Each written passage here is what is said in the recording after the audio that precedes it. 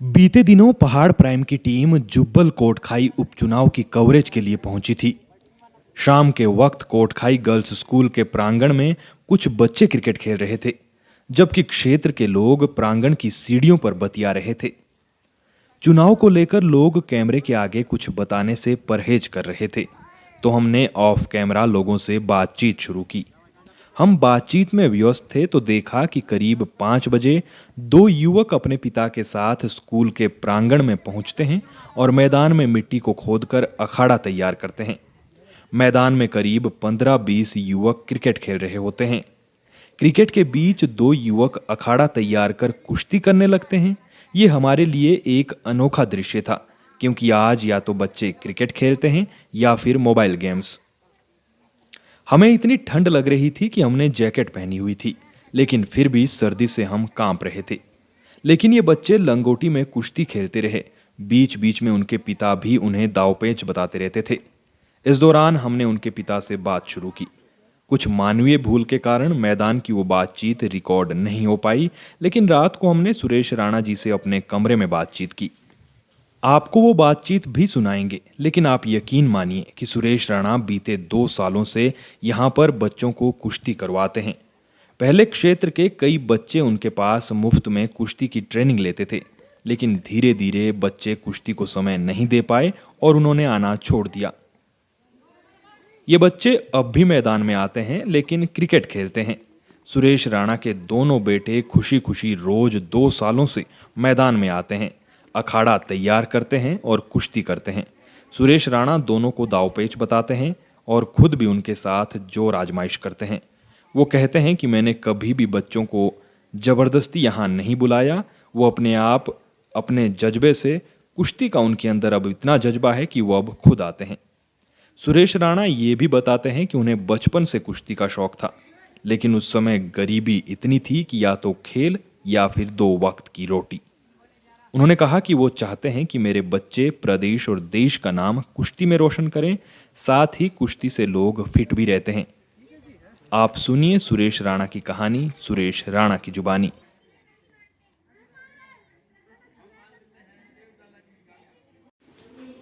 तो हमने आपको दिखाया कि किस तरीके से वहां पर जो है बच्चे कुश्ती कर रहे थे, और आज की तारीख में जब हमने पहले भी आपको बताया कि जब लोग क्रिकेट की तरफ रुचि रख रहे हैं या फिर मोबाइल में ज्यादा लगे रहते हैं, ऐसे समय में अपने बेटों को सुरेश राणा कुश्ती करवाते हैं। शाम को रोज आते हैं और ऐसा नहीं कि जबरदस्ती करवाते हैं, बच्चे भी खुश है, कहते हैं कि हमें बहुत अच्छा लगता है और जो है कहीं ना कहीं स्वास्थ्य भी ठीक रहता है। आपको मिलवाते हैं उनके पिता सुरेश राणा से, जो अपना परिचय देंगे, फिर आप बातचीत करेंगे कि कैसे क्या कुछ आगे चल रहा है।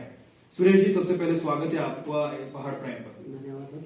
और सबसे पहले सुरेश जी, मैं यही कह रहा हूं कि आज की तारीख में बच्चे, आप दूसरे पेरेंट्स जब हम देखते हैं, बच्चे कहीं ना कहीं अब उनका ध्यान मोबाइल में ज्यादा है, इंडोर गेम ज्यादा खेलते हैं, आउटडोर नहीं निकलते हैं। ऐसे समय में कैसे आपने बच्चों को तैयार किया कि आपको खेलना है, क्योंकि बच्चे भी आजकल कहाँ सुनते हैं। एक्चुअली में सर, मेरे को खुद रेसलिंग का शौक था। तो स्कूल टाइम में जब हम रेसलिंग करते थे तो हमारे को मतलब फैसिलिटीज नहीं मिलती थी उस टाइम। तो ना तो घर की स्थिति ठीक होती थी और ना वहाँ पे कोई वो थी सुविधा थी खेलने के लिए।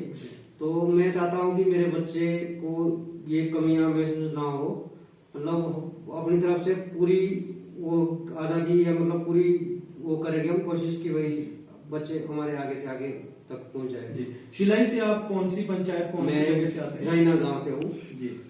और मैं कोटखाई में रहता हूँ। यहाँ मेरे को 15 साल हो गए जी। तो मेरा अपना होटल का व्यवसाय है। जी, तो आपने जैसे कहा इससे पहले जब हम ऑफ कैमरा आपसे बात करी थी, पहले बाकी बच्चे भी वहां पर सीखने आते हैं। हाँ जी, तो पहले बाकी बच्चे भी हो गए थे, 25-30 बच्चे जुड़ गए थे, लेकिन मतलब इसकी जो शारीरिक वो है ना ज्यादा, उसमें थकान होती है, तो बच्चे मतलब एक्सेप्ट नहीं कर पाए उसको। तो फिर अब तो आपके अपने बच्चे कैसे आपने मनाया? क्या वो कहते थे कि हमने नहीं पापा जाना है क्योंकि हम थकते हैं, या हमने दूसरी गेम खेलनी, हमने मोबाइल चलाना है?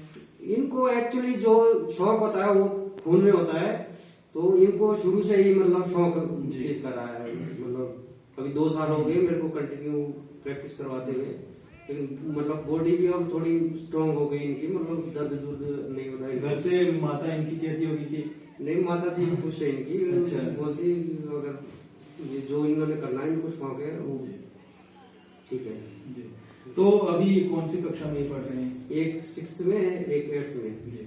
स्कूल में भी पता होगा कि इनके पिता कुश्ती करवाते स्कूल हैं। में तो सर अभी शुरू ही नहीं हुआ है। अच्छा, जब अभी स्कूल में अभी पार्टिसिपेट करेंगे, उतने में कोरोना हो गया। अभी 2 साल से ही कर रहे हैं हम, जब से कोरोना ये हुआ। जी जी, बहुत शुभकामनाएं सर आपको। हमने तो जब हम आपको बता दें कि आए थे हम चुनाव की कवरेज को लेकर थे, जो जुब्बल कोटखाई में उपचुनाव होना है और बाकी भी अर्की में होना है, फतेहपुर में होना है, मंडी संसदीय सीट पे होना है, लेकिन आए तो हम इसलिए थे ग्राउंड में। वहां पर जब कोटखाई गर्ल्स स्कूल के ग्राउंड में जब हम बैठे थे तो वहां पर जब हमने देखा कि बच्चे क्रिकेट वहां पर दोपहर से खेल रहे थे, लेकिन उसके बाद जब जो है ऐसा देखना बहुत आज की तारीख में 21वीं सदी के भारत में, इंटरनेट की इस दुनिया में बच्चे खुशी खुशी शाम को कुश्ती खेलने आते हैं, उनके पिता भी आते हैं, वो खुद उनके साथ कुश्ती खेलते हैं, सिखाते हैं।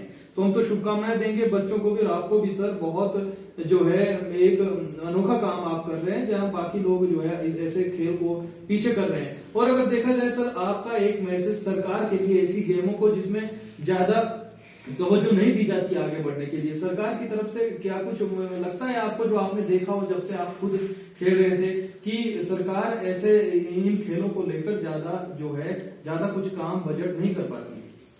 सर वो हिमाचल में वैसे रेसलिंग का बहुत कमी है, मतलब खत्म ही हो गया।